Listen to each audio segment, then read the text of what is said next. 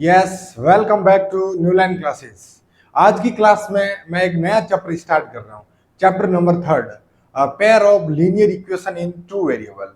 हमने chapter first और second को बहुत अच्छे से क्लियर किया है, जिसमें इंट्रोडक्शन क्लास, एक्सरसाइज क्लास और नेक्स्ट कंप्लीट एग्जाम्पल। वही सिलसिला अपन इसी चैप्टर में करेंगे। आज की क्लास आपके इंट्रोडक्शन की रहेगी, जिसमें लीनियर इक्वेशन से संबंधित पूरे चैप्टर के आपके फॉर्मूले हो चाहे कंसेप्ट हो, सबको मैं एक साथ सॉल्व करवाऊंगा ताकि पूरे चैप्टर में आपके कहीं कोई कंफ्यूज या डाउट ना बचे। ओके, तो अब आपको फ्रंट पेज पे दिख रहा है pair of linear equation in two variable. जैसे आपने लीनियर पॉलिनोमियल तो पढ़ा होगा, है ना। लीनियर पॉलिनोमियल तो आपने अच्छे से पढ़ा होगा। लीनियर पॉलिनोमियल क्या था आपका, वहां पर आपने पॉलिनोमियल की डिग्री को पढ़ा था। डिग्री क्या है कि वेरिएबल की जो हाईएस्ट पावर है, highest power of variable is called degree. तो लीनियर पॉलिनोमियल का था कि जिस पॉलिनोमियल की आपकी जो डिग्री थी, अगर वो डिग्री 1 है, 1 है, तो ऐसा पॉलिनोमियल आपका कैसा था, लीनियर पॉलिनोमियल था, है ना। जैसे आपने एग्जांपल पढ़े थे 2x प्लस 5। ओके, तो ये ax प्लस बी के फॉर्म में थे, ये इनका स्टैंडर्ड फॉर्म था ax प्लस बी, है ना। तो इसमें आपका वेरिएबल x है, x की हाईएस्ट पावर यहाँ आप बोलोगे सर 1 है, तो 1 पावर वाले को अपन क्या बोल रहे थे, लीनियर पॉलिनोमियल। लीनियर है पॉलिनोमियल। तो आज की क्लास में अपन पढ़ेंगे लीनियर इक्वेशन। क्या पढ़ेंगे, linear equation. Linear equation in two variable. वहां पर एक ही वेरिएबल था, अगर आपके पॉलिनोमियल में x आ रहा था तो x ही था, कहीं p आ रहा था तो p था। यहां पर अब टू वेरिएबल आ जाएंगे। जैसे वहां आप ऐसा पढ़ रहे थे 2x प्लस 5, इसमें एक ही वेरिएबल है और वो कौन है, x है। अब अगर टू वेरिएबल आ जाए तो आप बोलोगे सर ऐसे हो जाएगा कि भाई 2x है, इसके साथ एक और वेरिएबल, तो चलो मान लिया कि 3y, या कांस्टेंट का तो कांस्टेंट। इक्वेशन कब होता है, जब पर अपन इसके इक्वल में 0 ले लें तो ये इक्वेशन बन जाता है सेम का सेम, है ना। अदरवाइज इसको पॉलिनोमियल बोलते हैं। तो ये अब देखो, इसमें दो वेरिएबल आ गए आपके, एक x आ गया एक y आ गया। ये तो हो गया लीनियर इक्वेशंस। ओके, इन टू वेरिएबल, तो आप बोलोगे सर x और y भी आ गया। इसके साथ साथ पेयर भी बोल रहा है। पेयर का मतलब एक जोड़ा है जिसमें दो इक्वेशन है, इसको अपन पेयर बोलते हैं। तो आप बोलोगे सर इक्वेशन कैसे, तो चलो एक और मैं इक्वेशन ले लेता हूँ। ये 3x ले लिया, ये मैंने 5y ले लिया, प्लस 10 हो गया इक्वल टू 0। देखो ये आपके दो इक्वेशन हो गई है। ये लीनियर है कि नहीं, आप बोलोगे सर इसमें वेरिएबल की पावर तो 1 ही दिख रही है सब में, दैट मीन्स ये लीनियर भी है। दो वेरिएबल x और y आ गया। ओके, पेयर भी बोल रहा है, तो ये देखो पेयर भी हो गया, देखो जोड़ा बन गया दो का। तो अब इसका स्टैंडर्ड फॉर्म यहां से आप देखो तो आप बोलोगे सर x और y आ रहे हैं, x और y आ रहे हैं, साथ में कांस्टेंट भी आ रहा है, बस इनके कोफिशिएंट है वो चेंज है ना। तो इसको मैं कैसे लिख सकता हूं, इनका स्टैंडर्ड फॉर्म क्या होगा, जो एग्जाम में 1 नंबर का क्वेश्चन आता है आपके, इनका स्टैंडर्ड फॉर्म क्या होगा। तो आप बोलोगे sir a1x plus b1y plus c1 equal to 0। Second क्या हो जाएगा, a2x plus b2y plus c2 equal to 0। ये आपका हो गया a1, b1 और c1, a2, b2 और c2। ओके भाई, एक्स वाई तो आ रहे हैं, इनके बस कोफिशिएंट है, वही तो चेंज हो रहे हैं। तो x का कोफिशिएंट यहाँ a1 है, इसमें x का कोफिशिएंट a2 है, इसमें y का कोफिशिएंट b1 है, तो इसमें b2 है, और c1 आपके कांस्टेंट नंबर है ना। यहाँ पर ये जो a1 है, b1 और c1, सेकंड में क्या आपके a2, b2 और c2, ये सारे आपके कांस्टेंट टर्म है, मतलब कोई भी नंबर हो सकते हैं इनकी जगह। समझ रहे हो बात को। और इसमें जो इनके जो कोफिशिएंट आ रहे हैं, जैसे a1 है, b1 या a2 और b2 है, इनकी जगह कभी 0 नहीं आ सकता, है ना। ये आपके a1, b1, a2, मतलब a2 और b2, इनकी जगह कभी 0 नहीं आएगा। अगर ये इसकी इनकी जगह 0 आ जाएगा तो फिर ये टू वेरिएबल इसमें रहेंगे नहीं। जैसे इसकी जगह 0 आ गया तो ये तो आपका टर्म ही कंप्लीट, मतलब खत्म हो जाएगा। तो फिर ये टू वेरिएबल कैसे होगा इसमें। तो ये इनका स्टैंडर्ड फॉर्म होता है, जो अपने दिमाग में पहले तो आपको ये छाप लेना है कि जो linear equation in two variable है, इसका अगर भी स्टैंडर्ड फॉर्म कैसा है, तो ये आपका इनका स्टैंडर्ड फॉर्म है। मैंने पहले इनको पॉलिनोमियल से कनेक्ट करके आपको ये सब समझाने का बहुत बेहतर प्रयास किया है। Okay, next. अब जो आपके लीनियर इक्वेशन है, इनको आप सॉल्व कैसे करोगे। जिसमें दो वेरिएबल थे, एक x था एक y था। इसकी जगह हो सकता है कि p और q हो, a या b हो, ओके, वो तो चलो चलेगा, कोई भी वेरिएबल आ सकते हैं। अब इनको सोल्व कैसे कर सकते हो? तो आपके पास सोल्व करने के तीन मेथड है। कितने मेथड है? तीन मेथड है। पहला है ग्राफिकल मेथड। पहला कौन सा मेथड है? ग्राफिकल। सेकंड है सब्स्टिट्यूशन मेथड, और थर्ड मेथड है आपका एलिमिनेशन मेथड, है ना। आपके पास ये तीन तरीके हैं, तीन टाइप है, जिनसे आप जो लीनियर इक्वेशन है उसको आप इजी सॉल्व कर सकते हो। ओके, तो अपन इनको एक एक करके बहुत बेहतर ढंग से समझने का प्रयास करते हैं, तो आपका पूरा चैप्टर फिर इजी सॉल्व हो जाएगा, है ना। जो चैप्टर में जो कंप्लीट क्वेश्चन से संबंधित जितने भी कंसेप्ट है मैं पूरे के पूरे आज समझा दूंगा। तो पहला अपन समझने का प्रयास करते हैं कि ग्राफिकल मेथड क्या है। पहला मेथड कौन सा है? ग्राफिकल मेथड है। एक यहां से भी एक छोटा प्रश्न आता है, जैसे पहला है कि भाई इंटरसेक्टिंग लाइंस होगी। देखो भाई ग्राफ कैसे बनता है आपका, ऐसे चलो मैंने ग्राफ बना लिया है, आपके पास दो इक्वेशन है, दोनों इक्वेशन के आपको अलग अलग मतलब ग्राफ उनका क्रिएट करना है। फिर उनकी लाइन कैसे कैसे आएंगी? हो सकता है कि पहली लाइन ऐसे आए, दूसरी लाइन ऐसे आ जाए, आप बोलोगे सर ये इस बिंदु पर इंटरसेक्टिंग हो रही है।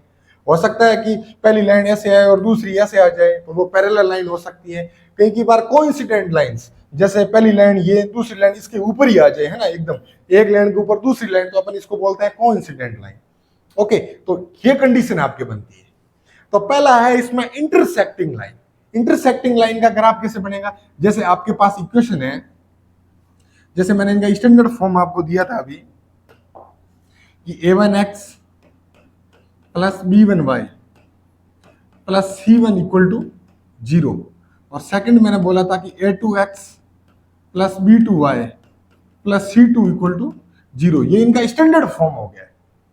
तो ये a1 क्या है? इसका कोफिशिएंट, a2 क्या है? इसका कोफिशिएंट है। तो इन कोफिशिएंट की आपको कंपैरिजन करनी पड़ेगी। कैसे? अगर आप इनकी कंपैरिजन करते हो, आपके पास ऐसी कंडीशन आ जाती है कि a1 बट्टा a2, a1 upon a2 is not equal to b1 by b2। इनके अगर कोफिशिएंट की ये कंडीशन आ जाती है a1 बाई a2 और b1 बाई b2 करो, अगर ये नॉट इक्वल है, तो ये आपकी पहली कंडीशन होगी कि अगर इन कंडीशन में इनका अगर आप ग्राफ बनाते हो तो आपका ग्राफ बनेगा इंटरसेक्टिंग लाइन होगी। उसमें intersecting line that means meet at one point, एक ही पॉइंट होगा जिस पर आपका ग्राफ मिलेगा। That means you have one solution. इस स्थिति में, इस कंडीशन में आपके पास एक ही सॉल्यूशन होगा। तो ग्राफ कैसे बनेगा इनका ग्राफ ऐसे बन जाएगा, जैसे ये मैंने बना लिया है। तो दो लाइन होगी जो एक ही पॉइंट पर इंटरसेक्टिंग करेगी। चलो ये पहला इक्वेशन है, आप इसका ग्राफ बना रहे हो सकता है कि आपका ग्राफ ऐसे बन जाए। सेकंड का आप बनाओ तो ऐसे मिल जाए। दैट मींस आपके दोनों के ग्राफ है वो एक ही पॉइंट पर इंटरसेक्ट कर रहे हैं, है ना, मीट एट वन पॉइंट। इस कंडीशन में आपके पास एक ही सॉल्यूशन होगा। भाई इनको सोल्व करके आपको क्या निकालना है? इसमें वेरिएबल कौन है? आप बोलोगे सर एक्स और वाई है, तो हमें एक्स और वाई की वैल्यू ही तो चाहिए, इनको सोल्व करना है। दैट मींस एक्स और वाई की वैल्यू चाहिए, तो इस पॉइंट को एक्स से अपन देख लेंगे, इसको वाई से चेक कर लेंगे कि भाई ये पॉइंट एक्स पर कहां से मिल रहा है, इधर वाई से कहां से मिल रहा है, तो यही आपके एक्स और वाई की वैल्यू हो जाएगी इसमें। समझ रहे हो बात को? तो है ना, तो इस कंडीशन में आपका ग्राफ है वो एक ही पॉइंट पर आपका इंटरसेक्ट होगा। इसको मैं अभी नेक्स्ट आपको पेज पर इनको मैं ये इंटरसेक्टिंग कैसे बनता है इस सम को मैं सोल्व करवा दूंगा ना एक एक बार, तो आपको और समझने में इजी रहेगा। तो इसकी वो कंडीशन आपको ध्यान रखनी है कि इनकी कंडीशन क्या है। इनकी कंडीशन है कि a1 by a2 is not equal to b1 by b2 के। समझ गए? ओके। सेकंड है आपका पैरेलल लाइन। इस कंडीशन में नेवर मीट, कभी नहीं मिलेंगे, नो सॉल्यूशन, कोई सॉल्यूशन नहीं है आपका। पैरेलल लाइन का ग्राफ कैसा आएगा? इसमें अगर आप इनके जो कोफिशिएंट है इनके अगर आप कंपैरिजन करते हो तो क्या आएगा? a1 by a2 is equal to b1 by b2 and not equal to c1 by c2। अगर इनके कोफिशिएंट की आप कंपैरिजन करते हो और अगर यह कंडीशन आपके सामने आ जाती है, दैट मींस इस कंडीशन में आपका ग्राफ कैसे बनेगा? पैरेलल लाइंस होगी, वो कभी नहीं मिलने वाली होगी और नो सॉल्यूशन। अगर कोई ग्राफ ऐसे बन रहा है, जैसे दो लाइंस आ रही हैं, एक लाइन ऐसे आ रही है और सेकंड भी इसके ग्राफ के ऐसे ऐसे आ रही है, तो ये लाइन इनको कितना भी आगे पीछे कर लो, ये कभी एक दूसरे को नहीं मिलेगी। तो इस कंडीशन में आपके पास कोई सॉल्यूशन, ये कभी मिल ही नहीं रही है, कहीं इंटरसेक्ट नहीं हो रही है, तो अपन कैसे फाइंड करें कि एक्स की वैल्यू क्या है और वाई की वैल्यू क्या है इसमें? तो इस कंडीशन में आपके पास कोई सॉल्यूशन नहीं होगा। ये सब चीजें आपको छोटी छोटी ध्यान में रखनी है। एग्जाम से यहाँ से 1 मार्क्स का 100% क्वेश्चन रहता है। थर्ड कंडीशन है को इंसिडेंट लाइन। कौन सी? को इंसिडेंट लाइन्स। इस कंडीशन में आपका सेम लाइन है ना, एक लाइन के ऊपर दूसरी लाइन बन जाएगी। इस कंडीशन में आपके पास इनफाइनाइट सॉल्यूशन है ना। कितने सॉल्यूशन है? इनफाइनाइट सॉल्यूशन है। You have many solution in this conditions. इस कंडीशन में आपका ग्राफ कैसे बनेगा? जैसे ये कोई एक ग्राफ बना रहा हूं मैं, तो एक लाइन जैसे ये ऐसे बन रही है ग्राफ में, तो वो दूसरी वाली लाइन भी इसके ऊपर ही बनेगी।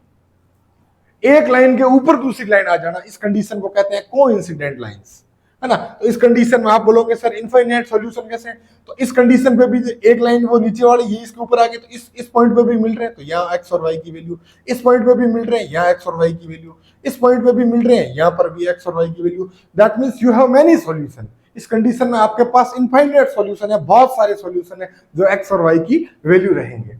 ओके, तो ये मैंने ग्राफिकल मेथड की जो आपके इसमें 3 कंडीशन है, तीनों कंडीशन को समझाने का प्रयास किया है, और मुझे लग रहा है कि ये कंडीशन आपको बहुत अच्छे से समझ में आई होगी। अब आप बोलोगे इसमें सर कोफिशिएंट की क्या कंडीशन रहेगी, इसमें क्या भाई कोफिशिएंट कैसे होंगे? तो इसमें आपके हो जाएंगे a1 by a2 is equal to b1 by b2 is equal to c1 by c2। अगर ऐसी कंडीशन आपको देखने को मिल जाए तो आपकी कोइंसिडेंट कंडीशंस होगी, है ना, कोइंसिडेंट लाइंस होगी। इसमें आप बोलोगे सर इनके इक्वेशन कैसे कैसे आएंगे, कोई इक्वेशन से तो बताओ। तो चलो मैं बताता हूँ। जैसे ऐसे आ जाए 2x + 3y = 6, नेक्स्ट आ जाए 4x + 6y = 12। ये आपके पास 2 इक्वेशन है। तो पहले तो आपको ये चेक करना कि इन तीनों में से कौन सी कंडीशन हो सकती है, तो इनके कोफिशिएंट की कंपैरिजन करो। तो a1 by a2 क्या हो जाएगा? a1 by a2 तो ये हो जाएगा 2/4 = 1/2, है ना। 2 1 2 2 2 4। और b1 by b2 करो तो आप बोलोगे सर 3/6, तो मैं बोलूंगा ये भी 1/2 है। और c1 by c2 करो तो आप बोलोगे सर 6/12, ये भी 1/2 है ना। 6 1 6 6 2 12, ये तीनों इक्वल आ रहे हैं। दैट मीन्स ये वाली कंडीशन है आपके a1 by a2 = b1 by b2 = c1 by c2। इस कंडीशन में आपके पास इनफाइनाइट सॉल्यूशन होंगे। पहले तो आपको ये चेक करना है, और एग्जाम में ये पूछा भी जाता है ग्राफिकल मेथड में। पहले तो ये बताओ कि इन तीनों में से कौन सी कंडीशन हो सकती है, इसका 1 सॉल्यूशन है, नो सॉल्यूशन है, या फिर इनफाइनाइट सॉल्यूशन की कंडीशन है। तो मुझे लग रहा है कि ये आपको कंप्लीट रूप से, बहुत बेहतर रूप से समझ में आ चुका होगा, है ना। तो अपन नेक्स्ट करते हैं। एक चलो मैं ग्राफ से आपको सोल्व करके बताता हूं कि ग्राफिकल मेथड में क्वेश्चन सोल्व कैसे होगा। जो आपकी एनसीईआरटी का ये एक एग्जांपल है, उसको मैं सोल्व करवाने का प्रयास करता हूं। एक एनसीईआरटी में एग्जांपल दे रखा है आपके x + 3y = 6, और सेकंड आपको दे रखा है 2x - 3y = 12। ये आपके 2 इक्वेशन दे रखे हैं उसमें, इसको सोल्व करके बताओ आप। इनको ग्राफिकल मेथड से सोल्व करना है। तो इनको पहले तो मैं नॉमिनेट कर देता हूं, इसको इक्वेशन नंबर 1 दे देता हूं, और इसको इक्वेशन नंबर 2 दे देता हूं। तो इनमें आपको दोनों इक्वेशन के अलग अलग कॉलम बनाने हैं। तो चलो मैं पहली इक्वेशन का बना लेता हूं, जो आपकी फर्स्ट इक्वेशन है, इसका मैं कॉलम बना लेता हूं, है ना। ये आपकी फर्स्ट इक्वेशन का है। इसमें आपको क्या करनी है, एक्स और वाई की वैल्यू पुट करनी है। किसकी? एक्स और वाई की। जैसे आपका इक्वेशन है पहला x + 3y = 6। आप अपनी मर्जी से वैल्यू ले सकते हो, इसमें कोई भी वैल्यू लो, लेकिन थोड़ी ढंग की वैल्यू लो, ताकि भाई ग्राफ को इजी और छोटे ग्राफ में आप उसको बना सको। तो पहले आप ले लो, इसमें x की वैल्यू 0 डाल दो। तो इस कंडीशन में y क्या आएगा, तो इसमें चेक करो। तो 0 + 3y = 6। 3y में 0 ऐड करूंगा तो 3y रहेगा, तो 3y = 6। तो फिर y = क्या हो जाएगा आपका, ये 3 इसके मल्टीप्लाई में इधर जाएगा भाग में, मतलब डिवाइड में, तो y = क्या आ गया 2। जिस कंडीशन में x 0 है, उस कंडीशन में आपके y की वैल्यू 2 है। अब भले y की वैल्यू 0 डाल दो, y की वैल्यू 0 डाल दी तो इस इक्वेशन 1 में, तो x + 3y = 6। तो x + 3 y इसके साथ मल्टीप्लाई में, तो x + 3 × 0 0, तो x = क्या आ गया 6। तो जिस कंडीशन में y 0 है, उस कंडीशन में x आपका 6 आ रहा है ना। 0 1 2 इसके समथिंग वैल्यू डालो, ताकि आप ग्राफ इजी बना सको। बाकी आप इसमें पूरी तरह से फ्रीडम हो कि कौन सी वैल्यू डालते हो। ओके, तो मैंने x की पहले वैल्यू 0 डाली इक्वेशन 1 में, तो y आपका 2 आ गया, और y की वैल्यू 0 डाली तो x आपका 6 आ गया। ये आपके इक्वेशन ए का कॉलम बन गया है ना। कम से कम आपको 2 वैल्यू तो इसमें लेनी पड़ेगी। अब इक्वेशन 2 का भी मैं ऐसा कैसा कॉलम बना लेता हूं। ओके, तो ये आपका x हो गया, ये आपका y हो गया। इक्वेशन 2 क्या है? 2x minus 3y, 2x minus 3y equal to 12। तो पहले मैं x की वैल्यू 0 डाल देता हूं, तो ये 2 के साथ इसका 0 से मल्टीप्लाई हो जाएगा, माइनस 3y इक्वल टू 12। 2 का 0 से हो गया तो 0, तो 0 माइनस 3y इक्वल टू 12। तो ये 0 हो गया, तो इधर तो माइनस के 3y इक्वल टू 12, तो y इक्वल टू क्या हो जाएगा? माइनस का 3 इसके साथ मल्टीप्लाई में, तो इधर डिवाइड में आ जाएगा -3, तो y इक्वल टू क्या आ गया आपका? -4। जिस कंडीशन में x 0 है उस कंडीशन में y की वैल्यू -4 है। समझ में आ रहा हो? दोनों इक्वेशन में ही आपको वैल्यू डालनी है, ऐसा नहीं कि एक इक्वेशन में डाल के ऐसे आपका ग्राफ नहीं बनेगा।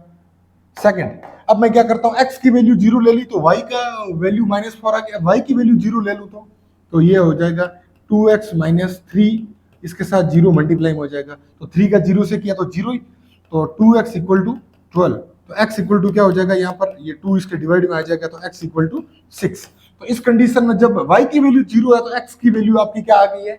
6 आ गई है। ओके, ये तो आपको रफ वर्क करना है।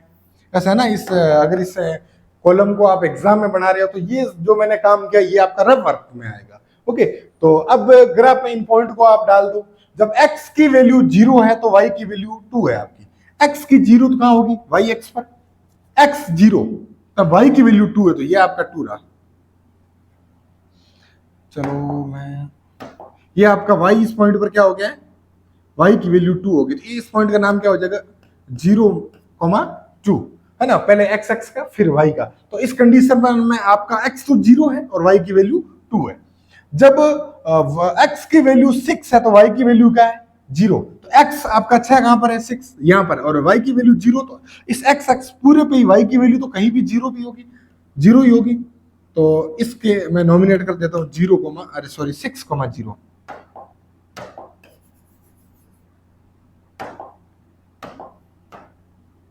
ये पॉइंट हो गया आपका 6,0। ये जो आपका पहला कॉलम था, जो पहले इक्वेशन का था, जो आपकी फर्स्ट इक्वेशन थी उसके ये आपको 2 पॉइंट मिल गए। तो पहले इनको आपको पट्टी से या स्केल से इन दोनों को क्या कर लेना है? कनेक्ट कर लेना है आपको। तो मैंने ऐसे करके ये डाल दिया। ओके, अब इक्वेशन सेकंड चेक करो। जब x की वैल्यू 0 है तो y की वैल्यू -4 है, तो y की वैल्यू -4 कहां पर होगी? आप बोलोगे सर इस पॉइंट पर, और इस पॉइंट पर x का मान तो ऑटोमेटिक 0 होगा, क्योंकि ये yx है, तो yx पर x की वैल्यू तो 0 हो जाएगी। तो इसके पॉइंट क्या हो जाएंगे? 0,-4। सेकंड, जब y की वैल्यू 0 है तो x की वैल्यू 6 है, जब y की वैल्यू 0 है तो x की वैल्यू 6 है। वापस फिर से यही पॉइंट आ रहा है आपका, है ना, कोई सेम पॉइंट पे आ सकता है, उसका कोई इशू नहीं है। जब x की वैल्यू 6 है तो y की वैल्यू 0 है, तो x एक्स पे y तो वैसे ही 0 होगा और x की वैल्यू 6 यहां पर हो जाएगी। तो इनको भी कनेक्ट कर लो आपस में, है ना, ये सेकंड वाले ग्राफ के। तो इन पॉइंट्स को भी मैं कनेक्ट डाल देता हूं, ये डाल दिया मैंने। तो देखो ये आपका इस कंडीशन में ग्राफ बन गया है, और ये ग्राफ कैसा बन रहा है? इंटरसेक्टिंग ग्राफ बन रहा है, जो एक ही पॉइंट पर एक दूसरे से मिल रहे हैं। तो अब x और y की वैल्यू क्या हो जाएगी? इस पॉइंट पर मिल रहे हैं, तो इस पॉइंट पर x की वैल्यू 6 है और x एक्स पे y की वैल्यू क्या हो जाएगी? अब बोलोगे सर 0 हो जाएगी। तो इस कंडीशन में आपका x इक्वल टू तो क्या आ गया है? x इक्वल टू 6 और y इक्वल टू क्या आ गया? 0। ये आपके जो इक्वेशन दे रखा है इसकी यही वैल्यू होगी x और y की। ये ग्राफिकल मेथड से आपका सॉल्यूशन ऐसे होता है। समझ रहे हो बात को? आपके पास 2 इक्वेशन होंगे, दोनों इक्वेशंस की आपको अलग अलग सारणी आपको ऐसे बनानी है। फिर पहली सारणी से बना के इन पॉइंट्स को आपस में आप कनेक्ट कर लो, फिर सेकंड से बना के इनको कनेक्ट कर लो, और फिर जिस पॉइंट पर कनेक्ट कर रहे हैं, जैसे बाई चांस ये आपका अगर आप इस पॉइंट पर जैसे कनेक्ट करता है तो फिर आपकी x की वैल्यू हो जाती 4 और y की वैल्यू भी हो जाती 4। कोई भी पॉइंट पर वो कनेक्ट कर सकते हैं। ओके, ये कंडीशन है इनकी। अगर आप चेक करना चाहोगे इसमें सर 1 सॉल्यूशन था, उस हिसाब से अगर अपन चेक करते तो ये ऐसा आता क्या, तो चलो वो भी चेक कर लेते हैं अपन। तो इनके कोफिशिएंट की कंपैरिजन कर लो, तो a1/a2 क्या हो जाता आपका? a1/a2 आप बोलते सर इसका तो कोफिशिएंट 1 है और इसका 2, तो a1/a2 1/2, और b1/b2 करता तो मैं, आप बोलोगे सर ये है 3 + k और ये है -3, है ना, ऐसे ही इनका ध्यान रखना। आप बोलोगे सर इनकी वैल्यू तो आ रही है -1, वो तो है 1/2 और इनकी वैल्यू आ रही है 1। That means a1/a2 is not equal to b1/b2। जो आपकी ग्राफिकल कंडीशन में मैंने आपको पहले ही कंडीशन बताई थी, जो आपको पहली कंडीशन बताई थी कि मीट एट वन पॉइंट, क्योंकि a1/a2 is not equal to b1/a2, that means इसका वन सॉल्यूशन है, x और y की आपको एक एक वैल्यू मिल रही है इसमें। तो आई होप ये आपको बहुत बेहतर ढंग से समझ में आया होगा। बाकी मैं आपके जो एक्सरसाइज की क्वेश्चन कराऊंगा वहां पर ग्राफिकल मेथड्स के लॉट ऑफ क्वेश्चंस है, तो उनको भी बहुत बेहतर ढंग से मैं समझाने का प्रयास करूंगा। नेक्स्ट, सब्स्टिट्यूशन मेथड, ये बहुत इंपॉर्टेंट मेथड, बहुत इजी मेथड। इनको भी वही आपकी जो इक्वेशंस है उससे अपन इसको भी सॉल्व करने की ट्राई करते हैं। जैसे वो इक्वेशन मैंने ले ली, x plus 3y equal to 6 और 2x minus 3y equal to 12। आपके पास दो इक्वेशन है, इनको चलो मैं नाम दे देता हूं, इसको इक्वेशन नंबर 1 और इसको दे देता हूं इक्वेशन नंबर 2। तो आपके इस मेथड में कोई भी एक इक्वेशन उठाओ, चाहे इक्वेशन 1 लो चाहे इक्वेशन 2 लो, पहले तो ये डिसाइड कर लो, अपनी सहूलियत के हिसाब से ले लो। आप इसमें कंप्लीट फ्री हो कि आप पहली इक्वेशन उठाओ दूसरी उठाओ। चलो मैं पहली इक्वेशन ही ले लेता हूं। यहां से आपको क्या करना है, कोई भी एक इक्वेशन लो, वहां से एक वेरिएबल की वैल्यू ले लो। अब इक्वेशन 1 में भी दो वेरिएबल है x और y, इक्वेशन 2 में भी दो वेरिएबल है x और y। अगर आप इक्वेशन 1 ले रहे हो, चलो मैंने इक्वेशन पहले 1 ले लिया, तो बाई इक्वेशन 1। चलो मैंने इक्वेशन 1 ले लिया, तो यहां से x plus 3y equal to 6 है। तो यहां से आप चाहो तो x की वैल्यू निकालो, आप चाहो तो y की वैल्यू निकालो, कोई भी एक वेरिएबल की वैल्यू लेनी है आपको, चाहे इक्वेशन 1 से उठाओ चाहे 2 से उठाओ। तो मैंने इक्वेशन 1 ले लिया। अब 1 से x की वैल्यू भी लेने के लिए आप फ्री हो और y की वैल्यू निकालने के लिए भी फ्री हो। तो अगर x की वैल्यू निकालनी थी, यहां से क्या होगा, तो x के साथ जितना भी है इनके साथ इन सबको इक्वल के उस साइड भेज दो। तो यहां से x इक्वल टू क्या हो जाएगा, ये प्लस के 3y इधर भाग गया तो माइनस के 3y हो जाएंगे। तो x equal to 6 minus 3y, x equal to क्या आ गया, 6 माइनस 3y। अगर आपने ये वैल्यू इक्वेशन 1 से ली है, अब इक्वेशन 2 में इस वैल्यू को पुट कर लो। समझ रहे हो, x equal to 6 minus 3y, ये आपको किस में पुट करना है, इक्वेशन 2 में। तो x equal to 6 minus 3y put in equation 2। Equation 2 में इस वैल्यू को पुट कर। तो इक्वेशन 2 क्या है आपका, 2x minus 3y equal to क्या है, 12 है। तो x की जगह ये वैल्यू पुट करो, तो 2 की जगह 2 और x के बीच में मल्टीप्लाई है, कोई साइन नहीं, दैट मींस तो ये जो x की वैल्यू इसके साथ ब्रैकेट में डाल दो, 6 माइनस 3y, वो माइनस का 3y तो माइनस का 3y इक्वल टू 12। यहाँ पर आपको ब्रैकेट को क्लोज कर देना है। तो 2 का मल्टीप्लाई अंदर हो जाएगा, तो 12 माइनस 2 का 3y से हुआ तो 6y minus 3y equal to 12। तो ये हो गया 12 माइनस का 6y माइनस का 3y, आप बोलोगे सर माइनस के 9y इक्वल टू 12। अब ये 12 उधर भाग जाएगा, तो इधर तो प्लस का है, इस इक्वल के साइन इधर क्या, तो माइनस का हो जाएगा। तो माइनस के 9y इक्वल टू क्या हो जाएगा, 12 माइनस 12, तो माइनस के 9y इक्वल टू 0। तो यहां से y इक्वल टू क्या हो जाएगा, 0 डिवाइड बाई माइनस 9, तो y इक्वल टू क्या आ जाएगा आपका, 0। समझ रहे हो बात को, ये आपके पास y की वैल्यू आ गई। अब इस y की वैल्यू को कोई भी इक्वेशन में पुट कर दो आप चाहो तो इक्वेशन 1, इक्वेशन 2 है ना, इक्वेशन 3, मैंने इसको चाहे इक्वेशन 3 नाम दो, तो इसी में पुट कर दो, कोई भी इक्वेशन में आप पुट कर दो इसको, और आपकी x की वैल्यू आ जाएगी। समझ रहे हो बात को। तो आप चाहो तो मैं इक्वेशन 3 में डाल दूं, तो y equal to 0 put in equation 3। तो इक्वेशन 3 क्या, x equal to 6 minus 3y, x equal to 6 minus 3y। तो यहां से x इक्वल टू क्या हो जाएगा, 6 माइनस 3y की वैल्यू 0 डाल दो, तो x इक्वल टू क्या हो जाएगा, 6 माइनस 3 मल्टीप्लाई 0, तो 0। तो x इक्वल टू क्या आ गया आपके 6। वही देखो वहां पर आपके जो पीछे ग्राफिकल मेथड था, इसमें भी x की वैल्यू 6 आ रही थी और y की वैल्यू 0 आ रही थी। वही के वही फंडा इसमें हुआ कि x की वैल्यू 6 आ रही है और y की वैल्यू यहाँ पर कितनी आ रही है, 0 आ रही है। समझ रहे हो बात को, वही वैल्यू आ रही है, चाहे आप कौन से मेथड से भी करो, चाहे ग्राफिकल मेथड से करो या फिर सब्स्टिट्यूशन मेथड से करो या फिर एलिमिनेशन मेथड से करो। तो ये आपका सेकंड मेथड था। आई थिंक आपको ये बहुत अच्छे से समझ में आ गया होगा, है ना। इसमें आपको स्टार्ट में वही करना है कि चाहे इक्वेशन 1 से वैल्यू उठाओ 2 से उठाओ, वो आपकी सहूलियत है, आपको अपना इसमें IQ यूज करना है। इक्वेशन 1 से उठा लिया है तो फिर एक और कंडीशन के भाई एक्स की वैल्यू निकाले, वाई को निकाले, वो भी अपनी सहूलियत के हिसाब से निकाल लो कि भाई कौन सी ठीक रहे, एक्स की निकालो चाहे वाई की निकालो चलता है। फिर अगर 1 से निकाल रहे हो तो 2 में पुट करो, 2 से निकाल रहे हो तो इक्वेशन 1 में वैल्यू पुट करो। बहुत इजी सिस्टम है इसका, है ना। लास्ट है एलिमिनेशन मेथड। देखो एलिमिनेशन मेथड क्या होता है, इसको मैं सेम एग्जांपल से आपको समझाने की ट्राई करता हूँ। जैसे आपका इक्वेशन था x plus 3y equal to 6 और सेकंड था 2x minus 3y equal to 12। ये आपका है इक्वेशन नंबर 1 और ये है आपका इक्वेशन नंबर 2। एलिमिनेशन मेथड में क्या होता है, या तो आप x के कोफिशिएंट इक्वल करो या फिर y के कोफिशिएंट इक्वल करो। जो आपकी सहूलियत रहती है, जो आपके लिए ठीक रहता है वो करो। आप x के कोफिशिएंट इक्वल कर सकते हो, इसमें y के कोफिशिएंट भी इक्वल कर सकते हो। आप बोलोगे सर x के कोफिशिएंट इक्वल कैसे करें, इसमें तो x का कोफिशिएंट 2 है, उसमें तो कोई नहीं दिख रहा है मतलब 1 है। तो मैं ऐसा कर लेता हूँ, इक्वेशन 1 को 2 से मल्टीप्लाई कर लेता हूँ। पूरी इक्वेशन को 2 से मल्टीप्लाई कर रहा हूँ तो आपकी कैलकुलेशन में कोई फर्क नहीं पड़ेगा। तो मैं इक्वेशन 1 को 2 से मल्टीप्लाई कर लेता हूँ, मल्टीप्लाई इक्वेशन 1 बाय 2। ओके, तो पूरी इक्वेशन को 2 से मल्टीप्लाई कर लो तो x plus 3y equal to 6 पूरी की पूरी इक्वेशन के साथ मल्टीप्लाई होगा। तो ये आपका हो जाएगा 2x plus 6y equal to 12 और इसको मैं नाम दे देता हूं इक्वेशन नंबर 3। अब इक्वेशन 1 को भूल जाओ, इक्वेशन 1 को तो आपने मॉडिफाई करके इक्वेशन 1 से इक्वेशन 3 बना लिए, है ना। तो अब मैं इक्वेशन 3 में से इक्वेशन 2 को इनका सब्ट्रैक्शन कर लेता हूं। तो सब्ट्रैक्शंस इक्वेशन 2 फ्रॉम 3। ओके, तो आपकी इक्वेशन 3 क्या है, 2x प्लस 6y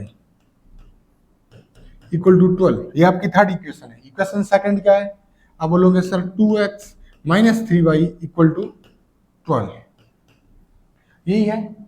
ओके,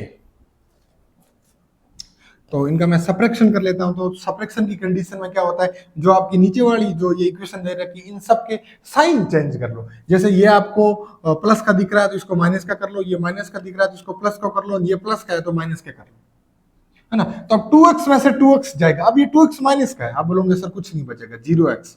ये प्लस के 6y और प्लस के 3y तो ये 9y हो गए, और ये 12 माइनस 12 आप बोलोगे सर 0, तो 9y इक्वल टू आ गया 0। तो यहाँ से y इक्वल टू क्या आ जाएगा, 0/9। तो यहाँ से y इक्वल टू क्या आ गया, 0। यही y की वैल्यू आप कोई भी इक्वेशन में आप पुट कर लो।